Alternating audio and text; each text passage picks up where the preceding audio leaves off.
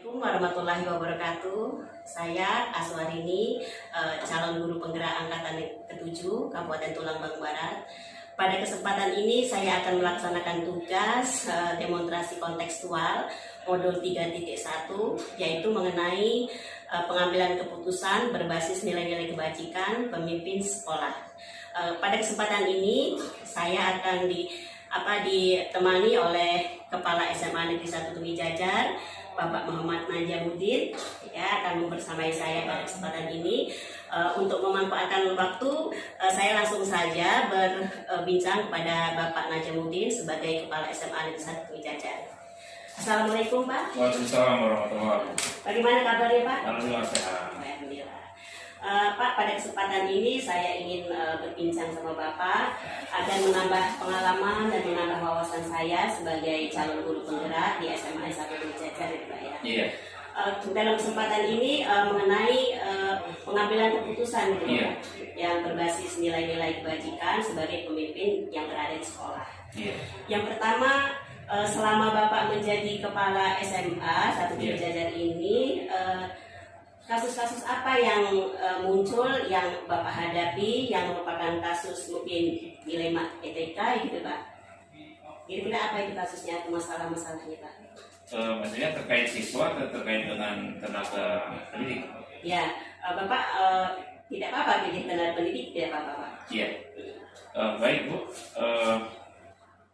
Kalau dibilang kasus, sebetulnya mungkin terlalu jauh ya. Mungkin masalah ya. Iya. Masalah. Dalam penyelesaian masalah, saya bagi menjadi dua kategori. Iya, Pak. Ada masalah terhadap penyelesaian masalah siswa. Karena di SMA 1 Tumi Jajar ini siswa itu dilengkapi dengan apa yang disebut dengan buku saku. Iya. Nah, buku saku inilah yang mengikat siswa berada di sekolah ini. Cuman buku saku yang ada di SMA 1 Tumi Jajar ini memang terdiri dari tidak hanya punishment tetapi juga ada reward. Artinya bagi siswa-siswa yang mempunyai kreativitas atau mempunyai kesempatan untuk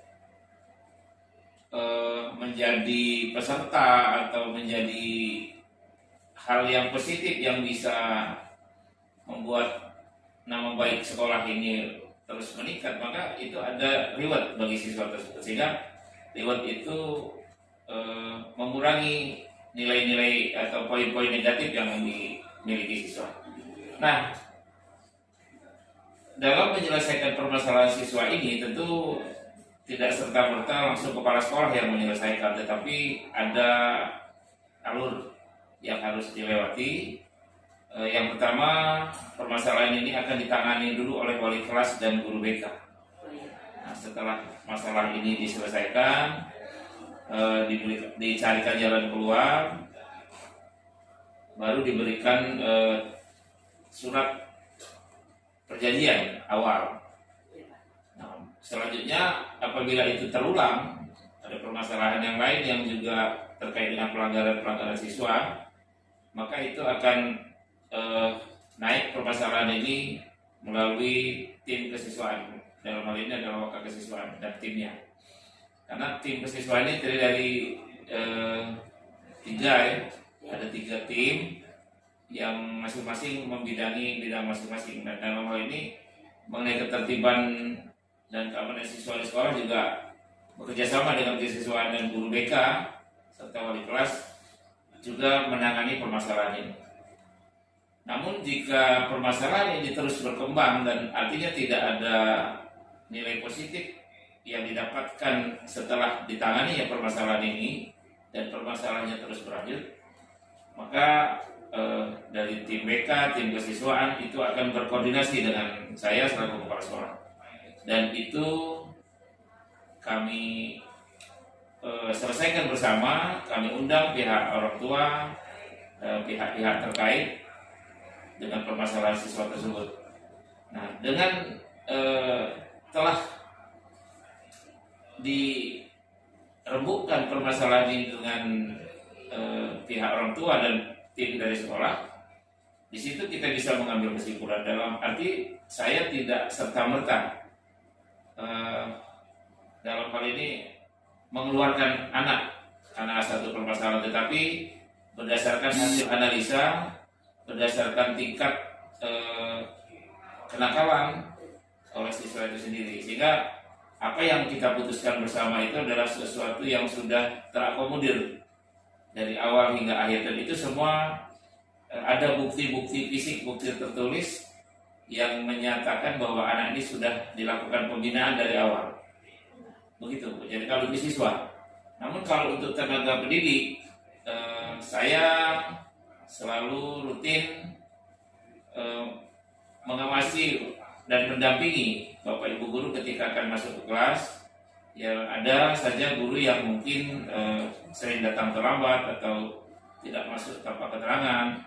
Maka dalam hal ini saya akan menerima dulu laporan dari Wakil Kurikulum, begitu juga dari petugas piket tentang keterlambatan atau tidak masuknya guru tersebut. Setelah dihubungi baik secara by phone atau secara lisan, dilakukan pembinaan oleh Wakil Kurikulum. Namun jika belum ada perubahan yang signifikan, maka saya akan mengajak bincang-bincang juga terhadap guru tersebut atau tenaga pendidik tersebut, apa sih kendala yang ada di guru tersebut. Jadi kita menggali permasalahan ini, tidak serta-merta kita memberikan punishment kepada guru, tetapi kita mengetahui dulu permasalahan yang dialami guru tersebut, sehingga terjadi hal-hal seperti yang tidak masuk kerja atau seringnya terlambat. Jadi mengambil keputusan itu setelah mempelajari kondisi sebenarnya baik siswa maupun guru, dan kita berikan pemahaman terhadap guru tersebut, baru kita mengambil kesimpulan akhir yang tentunya merupakan win-win solution. Artinya tidak ada yang dirugikan dalam hal permasalahan ini. Itu yang saya lakukan selama ini. Baik sekali Pak ya, jadi permasalahan yang ada. Pak, kalau boleh saya tanya dari permasalahan siswa itu tadi kan ada berbagai macam pelanggaran nih Pak ya. Kira-kira fokusnya di mana nih Pak? Pelanggaran yang paling menurut Bapak paling permasalahan paling tinggi itu pada siswa, kira-kira pelanggaran yang mana Pak? Ya, pelanggaran itu umumnya siswa ini tidak masuk tanpa keterangan, atau biasa sehari-hari itu bolos atau minggat gitu ya. Iya. Nah, ada juga kasus-kasus atau masalah-masalah perkelahian, ada masalah-masalah juga kehilangan, dan masalah-masalah merokok di WC atau di kantin. Nah, itu masalah-masalah yang umum yang terjadi. Nah, sehingga sebelum masalah itu meluas, seperti misalkan bullying ya, masalah-masalah mengambil hak orang lain, dan itu perlu kita cegah dan kita berikan efek jerah supaya anak-anak ini memahami bahwa bullying itu dampaknya sangat besar, dampak negatifnya sangat besar, dan bisa membuat anak menjadi tidak percaya diri, bahkan bisa membuat yang dibully ini menjadi berhenti sekolah. Nah, ini harus kita pikirkan memang dampak dari hal-hal seperti ini. Kita memberikan terapi sehingga permasalahan-permasalahan anak ini setelah kita tangani akan berkurang dari yang seharusnya. Oh iya Pak, terima kasih Pak. Terus tadi kan permasalahan itu dari siswa Pak ya. Kemudian kalau dari pihak guru, kira-kira berapa persen gitu Pak? Jadi dari keterlambatan guru atau tidak masuk guru itu, Bapak bisa simpulkan berapa persen dari masuknya guru tersebut? Dari data yang ada, jadi kan kita berbasis data. Iya. Data yang ada sekitar 10-15% ada guru yang memang berkelakuan seperti itu. Tetapi setelah kita mulai tangani, ini menurun hingga ya tidak lebih dari 5% guru yang masih punya tabiat sering melalaikan tugas seperti itu. Alhamdulillah Pak ya, dengan segala macam solusi dan cara. Kemudian Pak, kalau menurut materi yang kita pelajari dari CGP itu bahwa masalah-masalah itu kan ada dua jenis nih Pak, ada masalah dilema etika dan dilema rujukan moral. Kalau yang dilema etika itu seperti ya kita menyelesaikan masalahnya dengan kebenaran, dengan lawan kebenaran. Kemudian yang dilema rujukan itu namanya itu kebenaran melawan kesalahan gitu Pak. Nah, kira-kira dalam permasalahan Bapak tadi itu masuk di dilema etika Pak, dilema rujukan moral itu Pak? Saya lebih ke moralnya, Bu. Oh, iya, moral. Moral. Jadi kan kalau guru ini guru dan tenaga pendidik itu saya selalu mengingatkan dengan hati Iya Pak. bahwa ya kita mencari kehidupan di sekolah ini yang tentu yang ada yang dibayar oleh negara, ada yang dibayar oleh orang tua melalui PSMPP ataupun itu. Nah, artinya jangan sampai orang tua yang mempercayakan itu kepada kita akhirnya tidak percaya kepada kita karena gurunya sering atau tenaga pendidiknya sering tidak masuk kerja tanpa alasan. Ini kita menghimbau secara moral. Secara moral sebelum kita akhirnya mengambil keputusan akhir. Artinya kita mulai menyentuh dari hatinya bahwa apa yang kita lakukan, apa yang kita kerjakan di sekolah ini bukan semata-mata karena kita memang hanya mencari penghidupan, tetapi bagaimana kita mentransfer nilai-nilai moral kepada anak-anak sehingga tidak hanya kita bisa mengatakan bahwa ayo kita tertib, ayo kita disiplin, tetapi gurunya sendiri justru jauh dari kata disiplin. Oh, iya. Terus tadi Pak ya, itu tadi Bapak memfokuskan pada dilema rujukan moral ya Pak ya. Iya. Nah terus menurut Bapak apakah situasi tersebut terjadi kemudian apakah bertentangan dengan paradigma Pak?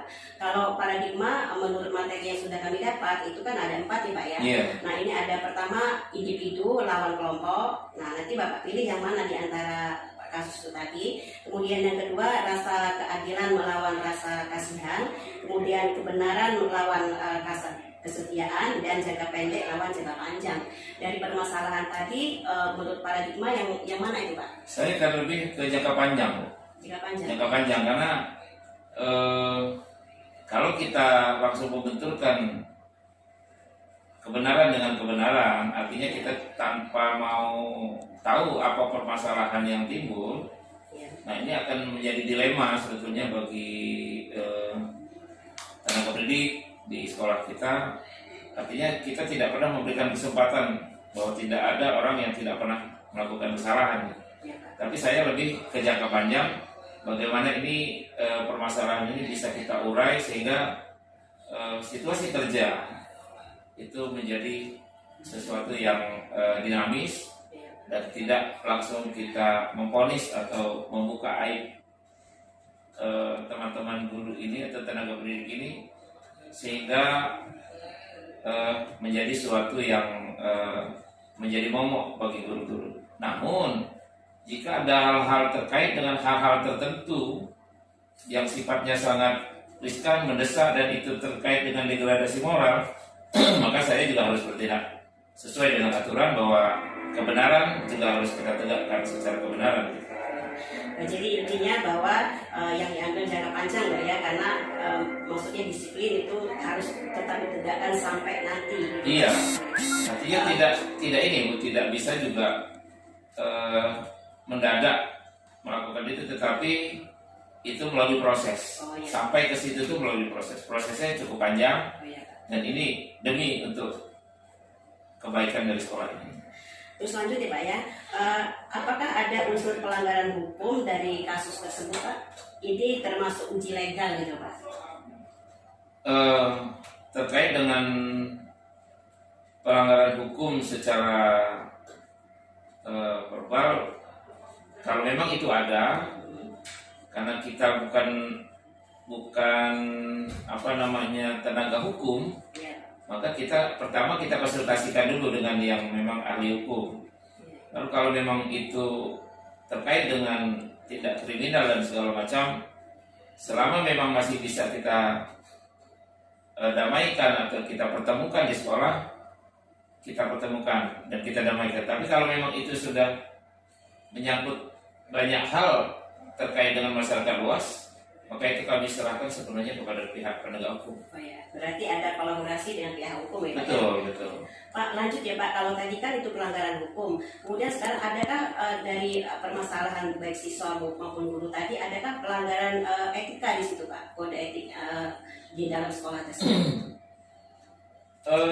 Kalau kita merujuk dari permasalahan-permasalahan yang ada, kita tidak menafikan bahwa ada permasalahan etika dan moral itu ada. Ya.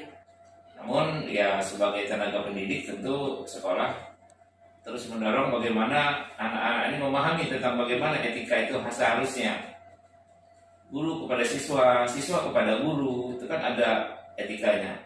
Nah itu yang saya maksud tadi. Ketika etika itu sudah melebar ke hal-hal yang lebih sensitif, maka saya tentunya juga harus berani mengambil langkah-langkah, meskipun ya memang kadang langkah itu akan membuat pihak-pihak tertentu merasa tidak nyaman. Terus lanjut ya Pak ya, itu tadi tentang kode etik, kemudian berdasarkan situasi ini, apakah ada yang salah dalam situasi ini? Nah ini menyangkut perasaan Bapak gitu lah, apakah ada yang salah dalam situasi masalah kasus ini Pak? Ya dilema itu pasti ada. Di satu pihak misalkan tenaga pendidik itu adalah rekan sejawat dan rekan kerja. Namun dalam segi etika, moral, dan berita atau masalah yang berkembang di masyarakat, justru kali ini tidak ditangani secara serius akan berdampak pada buruknya nama baik sekolah ini, sehingga akan dicap oleh masyarakat tidak ada ketegasan dari pihak sekolah, dan tentu akan memancing pihak-pihak lain yang akan masuk ke sekolah dan akhirnya mempermasalahkan permasalahan itu yang tidak mampu diselesaikan oleh sekolah. Oleh sebab itu, sebelum masalah itu berkembang lebih jauh di masyarakat, maka kita juga harus mengambil langkah-langkah yang tepat. Berikutnya Pak, dari masalah tersebut, apa yang Bapak rasakan ketika keputusan yang Bapak ambil ini dipublikasikan gitu Pak, dipublikasikan dalam arti ini nanti ada uji publikasinya gitu. Apa yang Bapak rasakan apabila keputusan ini masuk di media sosial itu Pak? Iya, artinya begini, permasalahan-permasalahan yang masuk ke media sosial juga kan harus kita pilah-pilah. Oh iya Pak. Kita pilah-pilah itu apakah media sosial itu memang sudah pernah konfirmasi kepada sekolah tentang berita-berita masalah yang terjadi di sekolah, ataukah hanya laporan masyarakat sepihak. Nah maka kami akan mengajak media-media itu untuk berkoordinasi, untuk sharing. Ya sebetulnya beritanya itu terkait dengan sekolah ini apakah ada sisi benarnya atau tidak. Namun di balik itu semua sekolah tetap melakukan langkah-langkah yang artinya bagaimana memperkecil permasalahan yang ada di sekolah sehingga tidak terjadi artinya berita yang tidak tertangani dengan baik akhirnya membuat media menjadi bereaksi, pihak-pihak lain menjadi bereaksi, dan itu yang tidak kita harapkan. Oh iya Pak.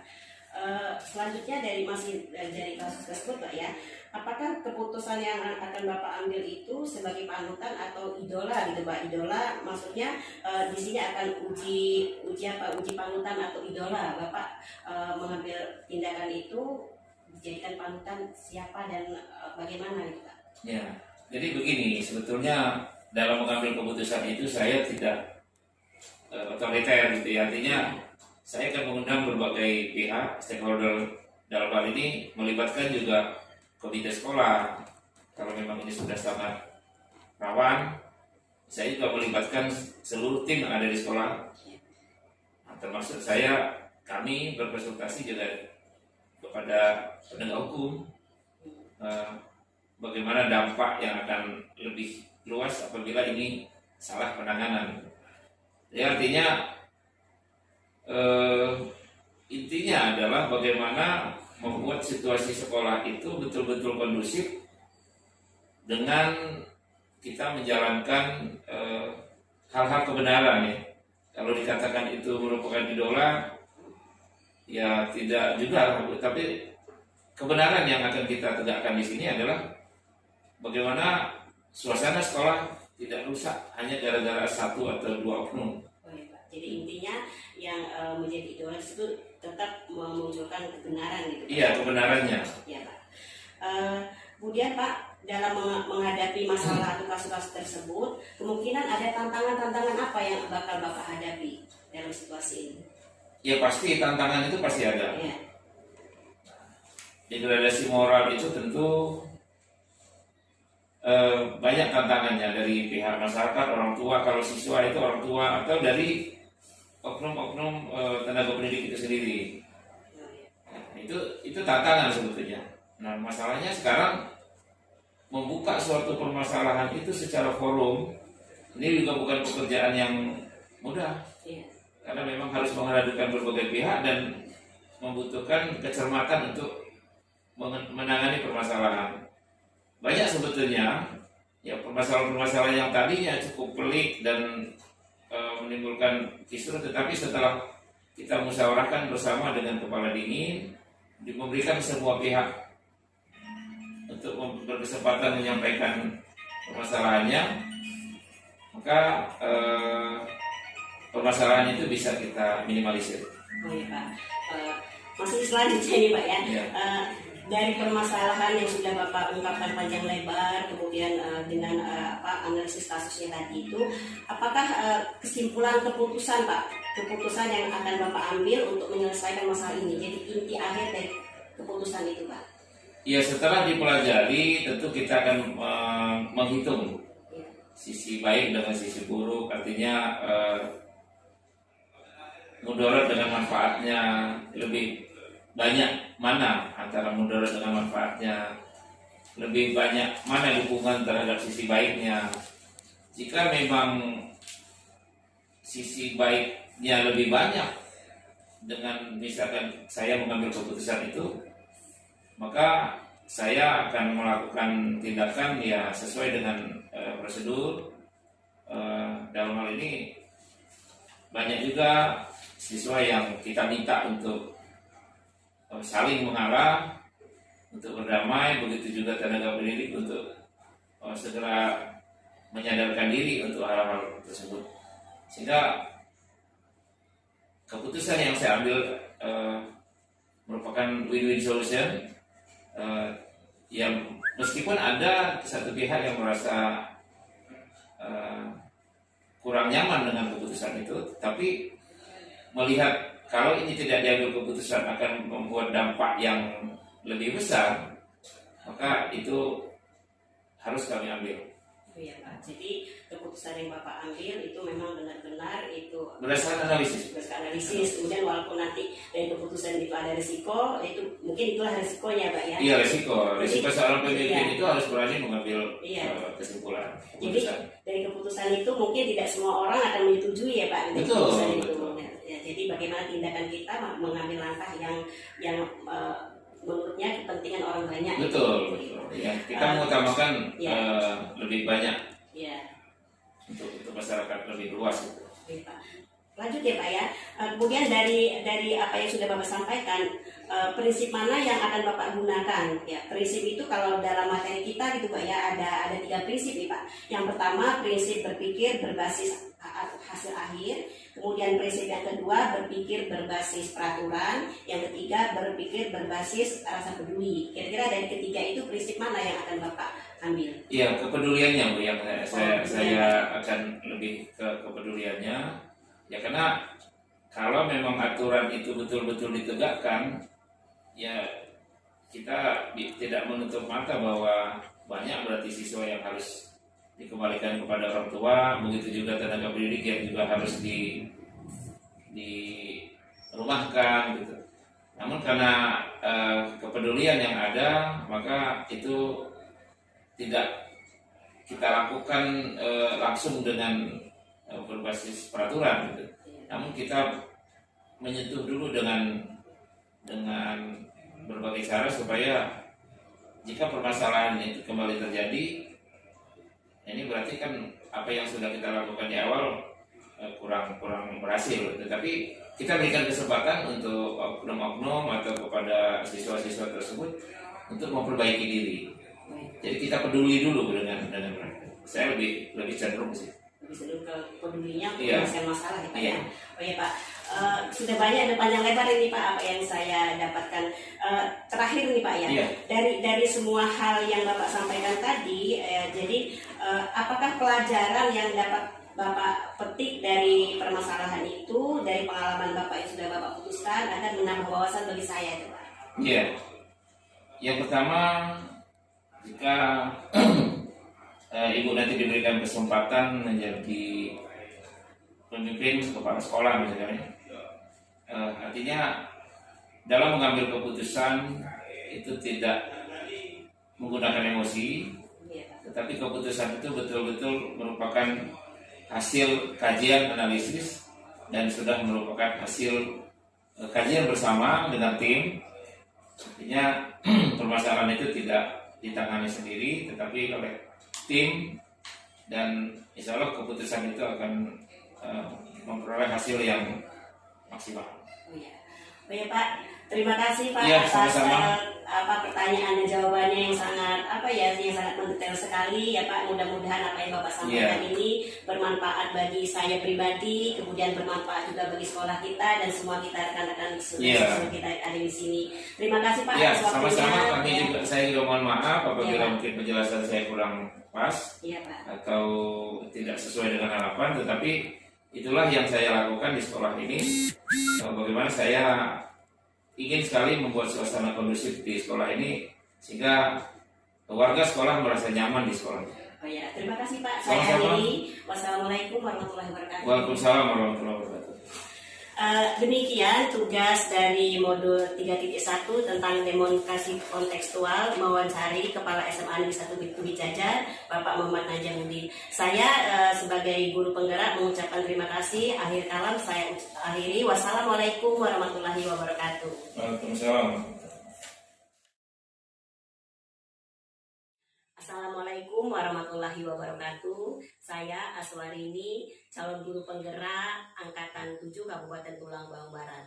Pada kesempatan ini saya akan melaksanakan tugas demonstrasi kontekstual modul 3.1 mengenai pengambilan keputusan berbasis nilai-nilai kebaikan sebagai pemimpin sekolah. Pada kesempatan ini saya akan berbincang-bincang dengan Kepala SMA Negeri 1 Penawar Aji Kabupaten Tulang Bawang, Bapak Haji Supardi MPDI. Assalamualaikum Pak. Waalaikumsalam warahmatullahi wabarakatuh. Untuk memanfaatkan waktu, kita langsung saja berbincang-bincang ya Pak ya. Ya, silakan Bu. Apa kabarnya Pak? Alhamdulillah sehat. Sehat, baik ya Pak ya. Oh iya Pak. Bapak sebagai Kepala SMA Negeri 1 Penawar Aji, ya. Selama Bapak menjadi kepala sekolah, adakah masalah-masalah atau kasus yang Bapak alami yang mempunyai penyelesaian yang cukup rumit yang menimbulkan dilemakan itu Pak? Oh iya, saya dari kepala sekolah itu sejak tahun 2013 sampai sekarang sudah 10 tahun. Sudah lama ya Pak? Saya kira banyak sekali permasalahan yang saya hadapi. Umpamanya masalah siswa. Oh iya Pak. Itu banyak sekali siswa-siswa yang melanggar tata tertib, banyak siswa yang perundungan dengan kawan yang lain. Oh iya Pak. Ada yang bolos, ada yang alpa dan sebagainya. Ini permasalahan yang sering saya hadapi di SMA Negeri 1 Penawar Aji ini. Ya. Ada lagi Pak masalahnya? Nah, dari siswa ya Pak ya? Itu yang dari siswa. Kemudian yang dari guru ini umpamanya masih sangat rendahnya wawasan guru, sempitnya daripada minimnya pemahaman guru tentang apa yang diajarkannya itu. Karena di tempat saya bertugas ini masih banyak kekurangan guru. Oh, iya, Pak. Banyak guru yang kualifikasinya itu berbeda Contohnya umpamanya ada guru pendidikan agama Iya. Islam harus mengajar bahasa Indonesia karena memang tidak ada guru bahasa Indonesia, dan masih banyak sekali permasalahan-permasalahan yang ada. Oh iya.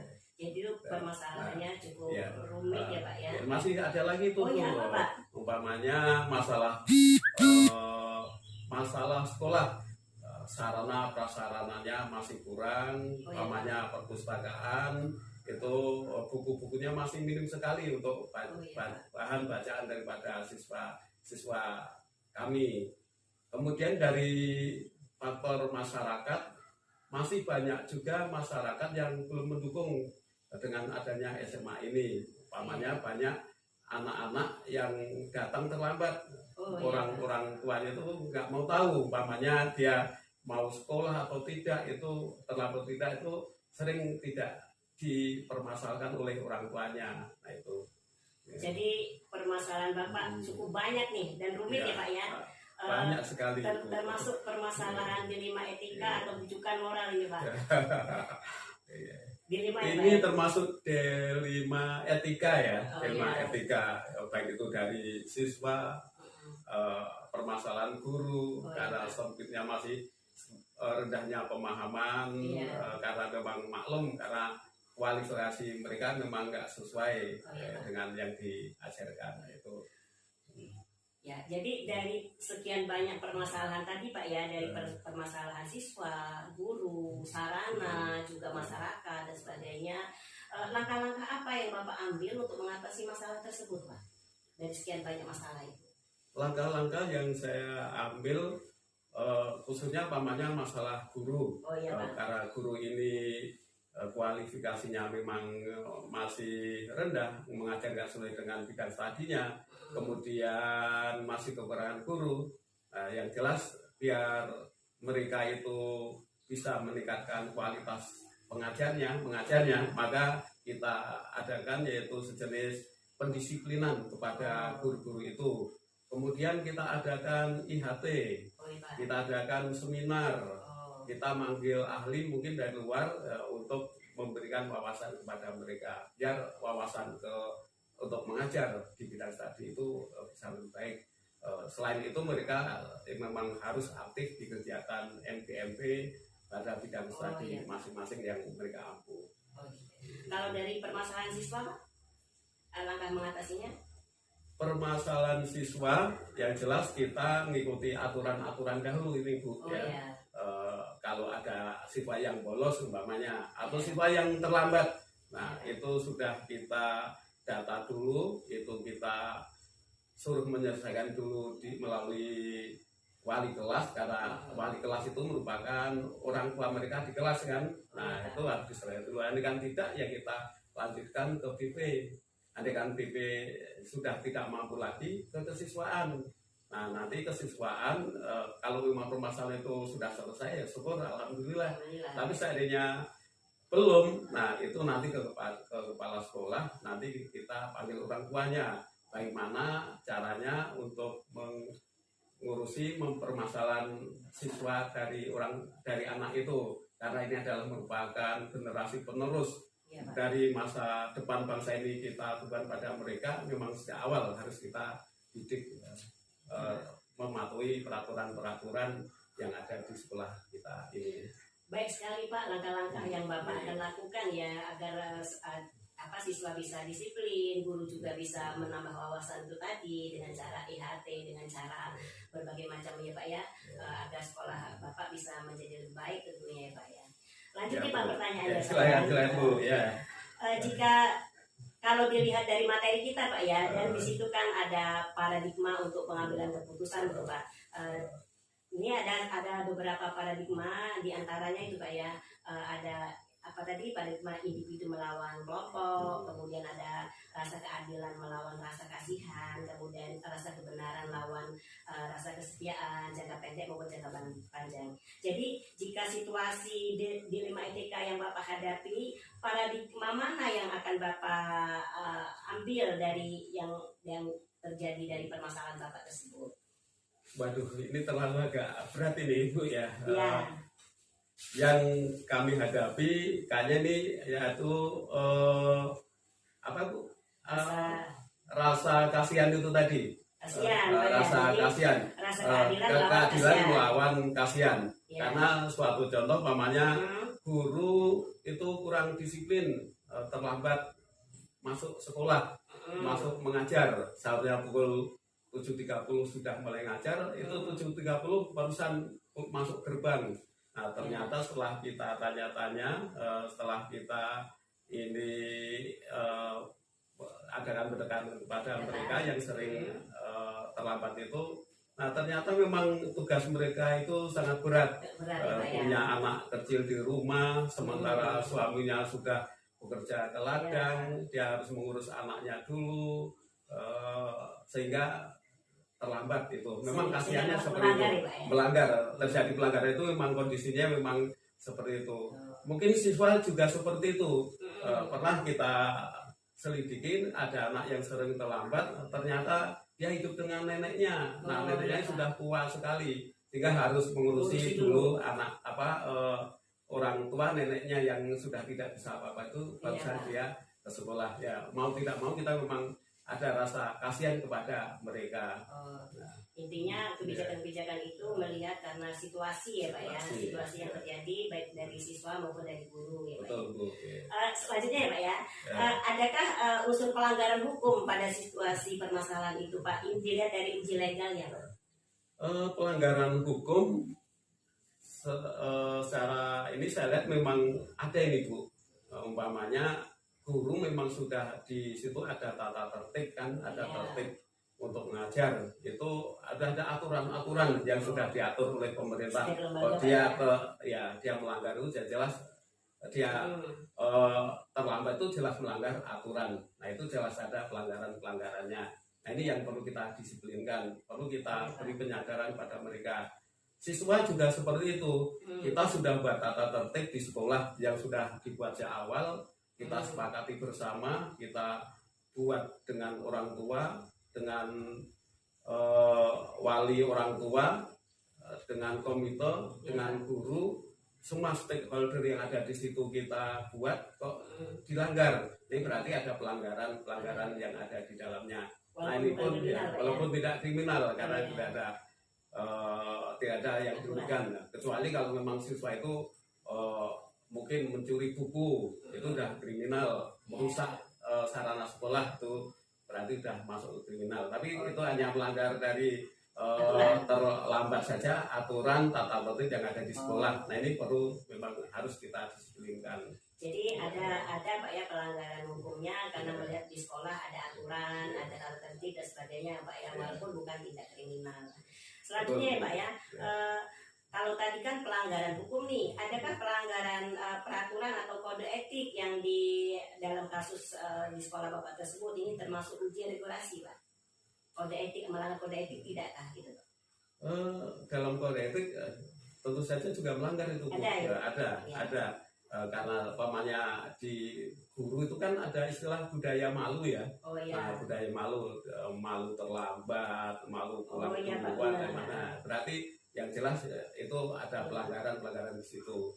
Nah siswa juga seperti juga harus kita peraturan yang sudah kita buat itu yaitu dalam rangka untuk menertibkan mereka biar dia bisa disiplin, sehingga itu juga merupakan pembelajaran mereka sejak dia di SMA ini sampai kelak itu dia ada terbiasa dengan kedisiplinan yang itu akan membawa kepada kebaikan kepada siswa-siswa itu sendiri. Seperti itu ya Pak ya. Selanjutnya Pak, berdasarkan perasaan atau intuisi, apakah ada yang salah dalam situasi ini Pak? Jelas ada kayaknya. Jelas ada. Ada yang salah. Itu yang kita khawatirkan kalau nggak segera kita tindak lanjuti, peraturan itu yang nanti akan kalah. Sekarang mungkin diawali dari 1-2 guru yang melanggar aturan-aturan yang sudah diadakan oleh pemerintah. Kalau nggak segera kita tidak lanjuti, itu nanti takutnya akan merembet menular pada guru-guru yang lain. Jadi begitu juga ya terpengaruh ya, apalagi siswa yang masih anak-anak kan Bu ya. Nah itu yang jelas sekali anak itu tidak kita tegur, Iya, itu Pak. nanti merembet terus karena anak akan merasa yang bolos atau yang terlambatnya nggak ditegur nanti akan ikut-ikutan itu. Pak, ya. Jadi tetap Jadi ada memang itu. situasinya ada yang salah ya Pak ya, karena itu tadi jadi takutnya mempengaruhi yang lain. Pengaruh yang Ya. anak sudah bagus itu Bu. Ya. Selanjutnya Pak ya, apa yang Bapak rasakan bila keputusan Bapak ini dipublikasikan di media sosial, ini termasuk uji publikasi? Waduh, Nah, yang jelas mungkin ada perasaan nggak nyaman Bu, ya. karena kalau permasalahan-permasalahan bagus, yang positif itu dipublikasikan, kita sangat senang sekali. Senang, Tapi ya. ini kan permasalahan-permasalahan yang sifatnya negatif, Oh, yang setidaknya ya harus itu aib bagi kita semua, ya harus kita tutupi. Umat Islam kan memang harus menutupi aib selesaikan yang dalam ada. Kita selesaikan dahulu, nah kita selesaikan dan jangan sampai ada publikasi keluar. Kita selesaikan ya Pak. kesemuanya dengan sebaik-baiknya. Jangan sampai ini keluar, apalagi dibaca secara umum. Di zaman sekarang ini kalau sudah kita share itu mungkin seluruh dunia itu kan akan bisa Mengerti ya Pak membaca. ya. Nah Jadi itu itu ya. termasuk Ya. tidak nyaman karena ingin menjaga nama baik Iya, tentu ya Pak ya menjaga dari nama baik sekolah. Ya, gitu. Lanjut ya Pak ya. Kalau tadi kan permasalahannya sudah Bapak ada langkah-langkah dan sebagainya. Adakah dari permasalahan itu Bapak penyelesaiannya secara kreatif itu Pak, ada uji trilema di sini Pak. Kemudian selain dari masalah itu tadi, adakah penyelesaian lain yang Bapak ambil? Oh ya Bu, jadi gini, Penyelesaiannya. kita selesaikan itu intinya penyadaran sehingga tidak menimbulkan ketidakenaan, ketidaknyamanan bagi orang yang melanggar. Jadi dia akan merasa ada kesadaran sendiri, oh ternyata ini melanggar, pengen berbuat baik sesuai dengan apa yang dikehendakinya, sesuai dengan hati nuraninya, bukan karena terpaksa dari kepala sekolah atau dari pihak yang lain. Itu. Jadi kita Berarti ini kan pendekatan cara ya? pendekatan cara Oh, kooperatif, kerjasama, kemudian penyadaran sehingga mereka tumbuh sendiri adanya kesadaran itu untuk tidak melanggar lagi. Oh, iya. Siswa juga seperti itu, dia akan merasa senang, bangga kalau sudah kita selesaikan, ya dia senang kan ya. Dan hari-hari berikutnya itu merasa senang, tidak mau melanggar lagi. Dan mungkin malah sebaliknya, kalau dia bolos atau dia terlambat akan merasa menyesal kan itu. Nah, itu. Jadi itu permasalahan itu penyadaran kepada baik guru maupun kepada siswa yang melanggar. Oh iya, baik sekali ya Pak ya. Dalam mengatasi permasalahan ini, adakah tantangan gitu Pak yang Bapak alami menurut pengalaman selama ini? Tantangannya itu ada tidak Pak? Oh, kalau tantangan pasti ada ya. Ini Banyak ya Pak ya? banyak sekali. Umpamanya siswa yang melanggar tata tertib, Iya Pak. itu sering kita selesaikan di sekolahan, tapi ternyata orang tua malah mendukung pada terima, anaknya, tidak terima. Oh iya Pak. Tidak terima, ini suatu tantangan, tapi ya nggak masalah karena itu kita tujuannya juga baik, juga mendisiplinkan anak mereka biar menjadi anak yang baik. Guru juga seperti itu, pada awal-awalnya mungkin dia ya kita tegur, ya jelas keberatan, merasa tidak nyaman, nggak senang, Iya, Pak. tapi itu sudah resiko menjadi kepala sekolah memang seperti itu. Tapi kita lihat hasil akhirnya, insya Allah Oh, iya, mereka Pak. akan menyadari dan itulah yang terbaik kan itu. Oh itu baik sekali. Ya. Jadi pada prinsipnya pada saat pengambilan keputusan ini Pak ya, jadi Bapak pada saat pengambilan keputusan tentunya ada prinsip yang Bapak lakukan ya. Di antaranya ini mungkin prinsip berpikir berbasis akhir, atau berpikir berbasis peraturan, atau berpikir berbasis rasa peduli Pak yang akan Bapak ambil itu. Sebenarnya keempat-empatnya itu empat Bu ya, itu Tiga. Pak tiga ya. Tapi yang lebih cocok hanya berpikir berbasis akhir. Oh, hasil akhir. Akhir Oh, iya. apapun yang kita lakukan itu dalam rangka agar akhirnya itu baik. Lebih baik Seperti ya, Pak, ya? orang sakit harus minum obat dulu, itu kan memang pahit dan baginya, tapi membawa kesehatan di akhirnya. Siswa juga seperti itu Bu. Jadi iya. ketika anak itu mungkin diberitahu mungkin tidak enak, nggak nyaman, Iya, Pak. tapi akhirnya anak menjadi baik, lebih disiplin. Guru juga seperti itu. Yang kita berbasis akhir, apapun permasalahannya, ketika awal kita hadapi, penting akhirnya itu menjadi lebih baik lebih kan positif itu. ya, Pak, ya. Ya, Oh, itu. iya. Baik sekali itu Pak ya. Alhamdulillah. Alhamdulillah. Ada lagi nih Pak. Ya, masih Jadi ya. apakah dari sekian banyak kali permasalahan dan penyelesaiannya, apakah kesimpulan keputusan yang Bapak ambil dalam penyelesaian masalah ini? Jadi Bapak memutuskan apa kesimpulannya, Pak? Kesimpulannya dari permasalahan itu karena kita sudah memang terjun ke dunia pendidikan dan memang itulah tugas kita memperbaiki hal-hal yang nggak baik dan demi masa depan generasi yang akan datang. Jadi kesimpulannya memang tugas guru, kepala sekolah itu mendidik masa depan.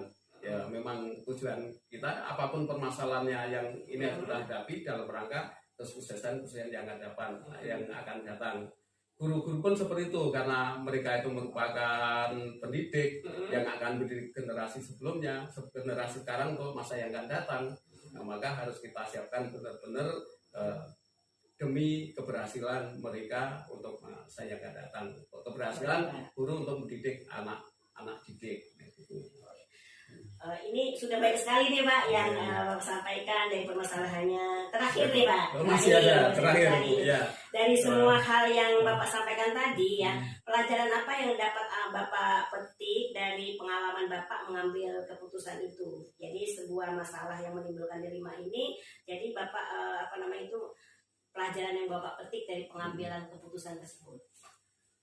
Pelajaran yang bisa diambil karena kepala sekolah itu adalah di situ ada kepemimpinan, ada manajerial, ada supervisi, kemudian sosial. Nah fungsi dari kepala sekolah itu yang jelas mengenai di situ. Karena tugas guru memang tugas kepala sekolah memang selain manajerial kepemimpinan. Saya merasa menjadi pemimpin setidaknya bisa memberikan kemanfaatan untuk guru-guru dan untuk siswa. Selaku mungkin tugas sosial, kita sama guru itu memang sama guru dan kepala sekolah ibaratnya sama-sama pendidik. Kita bisa kooperatif kerjasama dengan mereka dalam rangka untuk mendidik generasi yang akan datang itu. Wah Bapak sudah mantap sekali nih jadi kepala sekolah ya Pak ya. Kepemimpinan manajerial dengan masyarakat, dengan sesama, kolaborasi yang baik tentunya Pak ya. Mungkin terima kasih ya Pak, cukup sekian pertanyaan saya. Saya mengucapkan terima kasih nih Pak. Sama-sama Bu. Dengan apa yang Bapak sampaikan, masalah, kemudian cara mengatasinya itu menambah pengalaman, menambah wawasan bagi saya sebagai calon guru penggerak Pak ya. Terima kasih atas waktunya, Bapak sudah menyempatkan waktu demi wawancara ini demi yang terbaik ya Pak ya. Terima kasih Pak, saya akhiri. Assalamualaikum warahmatullahi wabarakatuh. Assalamualaikum warahmatullahi wabarakatuh. Demikian tadi wawancara saya dengan Bapak Haji Supardi MPDI, Kepala SMA Negeri 1 Penawar Aji Tulang Bawang. Semoga yang disampaikan beliau bermanfaat untuk sekolahnya dan bermanfaat juga bagi saya sebagai calon guru penggerak. Saya akhiri, wassalamualaikum warahmatullahi wabarakatuh.